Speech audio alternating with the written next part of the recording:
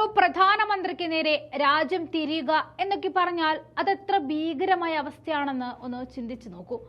രാജിവെച്ച് ഓടി ഒളിച്ച ഷെയ്ഖ് ഹസീനയെ വെറുതെ വിടാൻ ബംഗ്ലാദേശ് തയ്യാറായിട്ടില്ല. ഷെയ്ഖ് ഹസീനയ്ക്കെതിരെ കൊലക്കുറ്റം ചുമത്തിയിരിക്കുകയാണ് ബംഗ്ലാദേശ് സർക്കാർ. നിലവിൽ ഇന്ത്യയിൽ തുണ തേടിയിരിക്കുന്നവരെ ഏത് വിധേനയും ജയിലിലാക്കുക എന്നതാണ് നിലവിലെ സർക്കാരിന്റെ ഉദ്ദേശം. സർക്കാർ വിരുദ്ധ പ്രക്ഷോഭത്തിനിടെ പലചരക്ക് കട ഉടമയായ അബൂ സെയ്ദ് വെടിയേറ്റ് കൊല്ലപ്പെട്ട സംഭവത്തിലാണ് ഹസീനയ്ക്കെതിരെ കൊലക്കുറ്റം ചുമത്തിയിരിക്കുന്നത്. ഹസീനയ്ക്കെതിരെ കുറ്റം ചുമത്തുന്നതിന് ധാക്ക ചീഫ് മെട്രോപൊളിറ്റൻ മജിസ്ട്രേറ്റ് കോടതി അനുമതിയും നൽകി.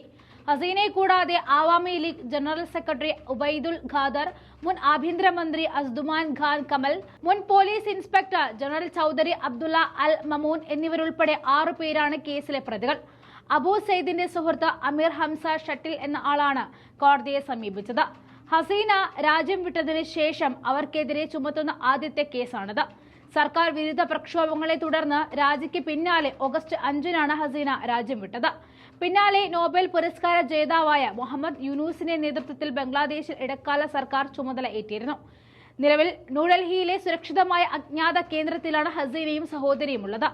സർക്കാർ ജോലിയിൽ സ്വാതന്ത്ര്യ സമര സേനാനികളുടെ കുടുംബ അംഗങ്ങൾക്ക് ഏർപ്പെടുത്തിയ സംവരണം ബംഗ്ലാദേശിൽ വൻ ഭരണവിരുദ്ധ പ്രക്ഷോഭങ്ങൾക്ക് വഴിമാറുകയായിരുന്നു. തൊഴിലില്ലായ്മ രൂക്ഷമായ രാജ്യത്ത് സംവരണത്തിനെതിരെ വിദ്യാർത്ഥികൾ തെരുവിലേക്കിറങ്ങി.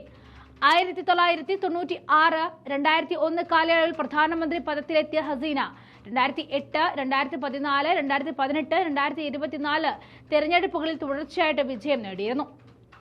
രാജിക്ക് ശേഷം നീണ്ട മൗനം വെടിഞ്ഞുകൊണ്ട് ഹസീന പറഞ്ഞത് ഒറ്റ കാര്യം മാത്രമായിരുന്നു: പ്രക്ഷോഭത്തിലെ കൊലപാതകങ്ങളിലും ആക്രമണ സംഭവങ്ങളിലും ഉൾപ്പെട്ടവർക്ക് തക്കതായ ശിക്ഷ നൽകണമെന്ന്.